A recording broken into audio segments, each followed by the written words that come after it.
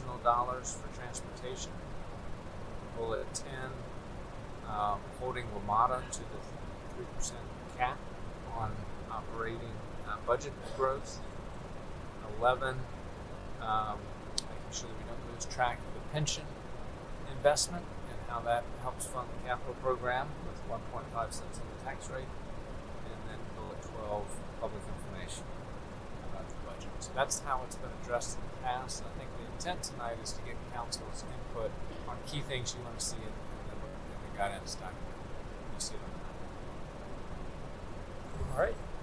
Thank you very much. Any comments, thoughts from council? This is a predominantly council matter. We'd certainly love your input, though, if you'd like.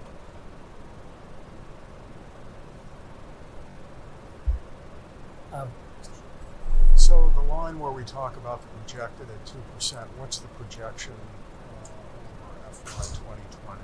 So per the presentation earlier tonight, 3.1% is the current projections over FY 20. Okay, I don't see any reason why that shouldn't be in there. I think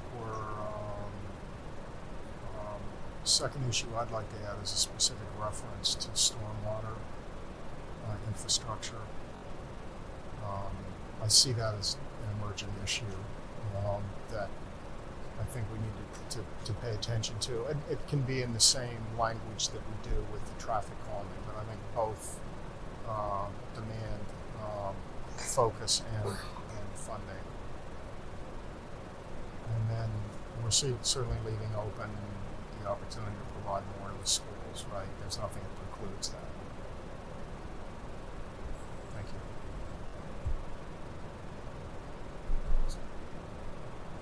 I don't know what bullet number it is, but it's the one about traffic calming and vibrant, attractive, that one. Some wordsmithing, but I think the nuance is important. So options for funding neighborhood traffic program on a sustained basis. I'd like to see it as options for delivering a neighborhood traffic program on a sustained basis, because I think we've been funding it for 3 years now. I think we'd like to see more throughput.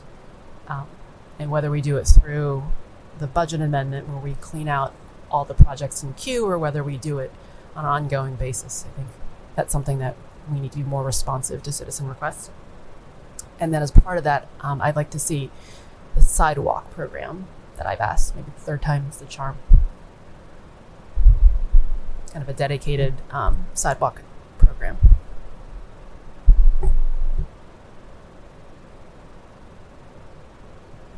comments? Yes, Jericho? Just one note from the school side. Based on, I know there's the 3.1% growth that Mr. Snyder's asked to put in there. Just a reminder that the superintendent is legally bound to provide a needs-based budget to us on the first pass. So when it comes in, it will be higher than 3.1% probably. But just so that it's not a surprise, that is a legal requirement that his initial budget to us be a needs-based budget, and then we go from there. Just verification. We're expecting a 3.2% budget. Okay, sure. First cut. Thanks. All right, Mr. Lichtenhouse. Yeah. Further to Ms. Hardy's comments, I'm just going to talk about not just funding but delivering. I would expand that bullet point. That is number 7.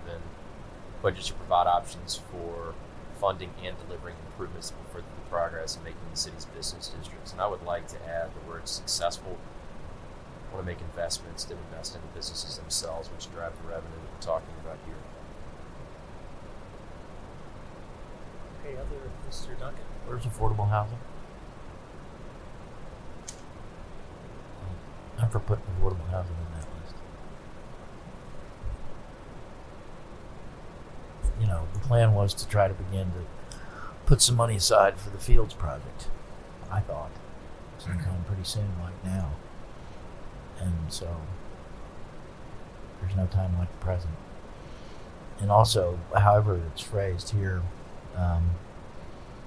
but some language that reflects what the manager said about not only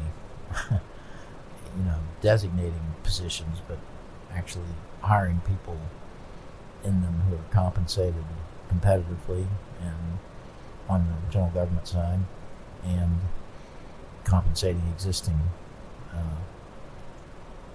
sensitive positions. If that's already in there, that's good. I don't seem to have gotten the budget guidance statement in my particular packet. Oh. Apologize. Other comments from anyone?